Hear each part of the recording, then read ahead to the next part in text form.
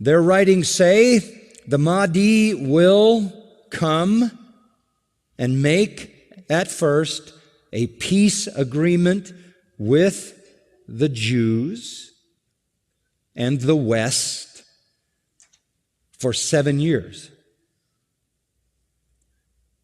The reign of Mahdi lasts 7 years, in which he establishes Islam on the earth. Their holy writings say this: the Mahdi will come riding on a white horse, and it even says in their writings, as it says in Revelation 6, 1 and 2.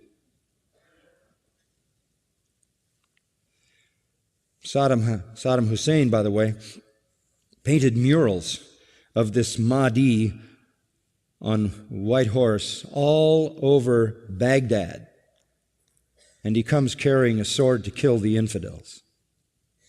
When the Mahdi arrives, he will discover hidden scriptures. He will discover them, interestingly enough, somewhere near the Sea of Galilee, and there will be there hidden scriptures, hidden gospels, and a hidden Torah. And they will be the true scriptures which will be used by the Mahdi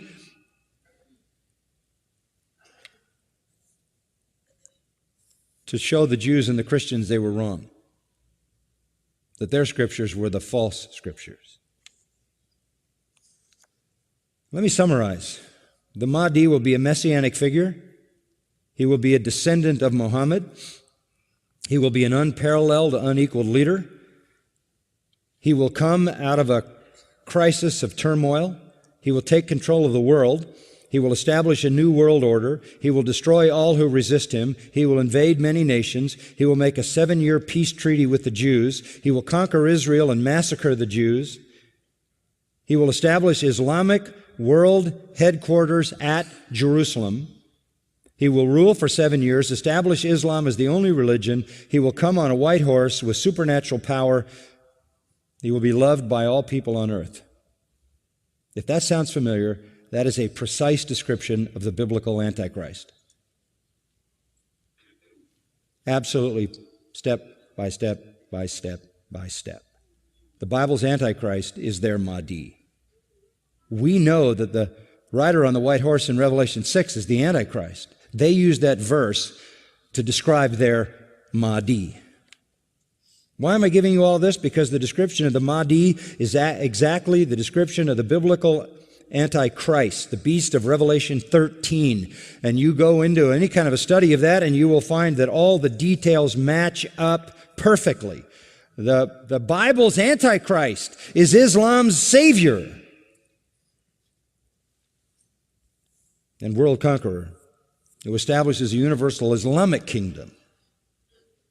And there's a second sign, a second person, and it is Jesus. The Mahdi is not Jesus. The Mahdi is greater than Jesus, and that's important to their system, because if you have somebody greater than Jesus, then the Christians were wrong. So Jesus will return. Yes, Muslims believe that Jesus will come again. They believe in the return of Jesus. Not the true Jesus. The Jesus of Islam, not God, didn't die, didn't rise, didn't provide a sacrifice for sin, but he does return. He's a prophet, and he comes back, and he has one purpose when he comes back, and that is to assist and aid the Mahdi. He returns, listen to this, as a radical Muslim. He comes back as a radical Muslim. He will arrive, by the way, at a minaret near Damascus. And he will come back holding the wings of 2 angels who flew him down to meet the gathering army of the Mahdi in the east, the army of the black flags. Jesus, when he comes back, will pray to the Mahdi, who is greater than he. He will acknowledge the Mahdi as his Lord. He will make a pilgrimage to Mecca. He will worship Allah, and thus he will lead all Christians who will follow him to reject their notion of Jesus and accept the real Jesus, who is nothing but a prophet and a man. He will establish worldwide Sharia law. He will become the greatest Muslim evangelist, and he will be the final witness on the day of judgment against non-Muslims. Christians everywhere will affirm that they were wrong, that the gospel is wrong, the New Testament is wrong. He didn't die, he didn't rise, he isn't God, he isn't the Son of God. He himself will come back and point out how wrong we've been. He will correct all misinterpretations and all misrepresentations. Let me quote what their literature says. He will shatter crosses.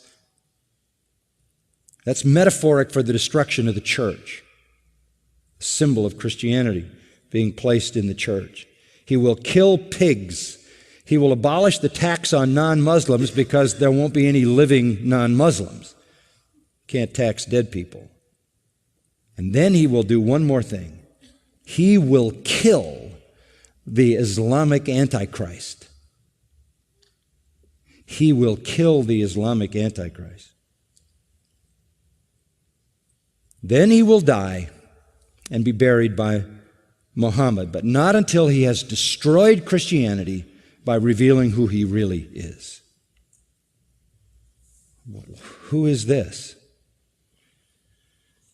You compare what he does to the false prophet in the book of Revelation, chapter 13, 16, 19, 20, refer to the beasts coming out of the earth, the false prophet, who aids and abets the Antichrist. He is, as the Mahdi is the exact replica of the Antichrist, the Jesus prophet in Islam is the exact parallel to the false prophet who aids and abets the Antichrist. One of their writings says he espouses the cause of the Mahdi. He is the Mahdi's executioner. He is the Mahdi's enforcer. He is the Mahdi's prophet. And it is he who kills the Antichrist. That leads me to the third person. The Antichrist will show up. The Muslims call him Dajjal. He is the great deceiver. He comes to earth on a mule, and he's blind in one eye. He is an infidel. He is a false miracle worker, this Antichrist, this Islamic Antichrist. But you know who he claims to be? He claims to be Jesus, the Son of God. He claims to be deity. He will attempt to stop the Mahdi and the true Jesus, but the true Jesus will slaughter him. This is their view of the true Christ. Our Jesus is their Antichrist. Our Antichrist is their Redeemer. It is a satanic counterfeit that is in complete reverse. The army, this is a quote, the army of Satan will be led by a person who will claim to be Jesus Christ. There will be a great battle. The Muslim Jesus will fight the false Jesus and kill him and establish Islam forever. The truth is, the true Jesus will destroy the Antichrist and the false prophet and establish his kingdom forever. This is Satan's complete counterfeit.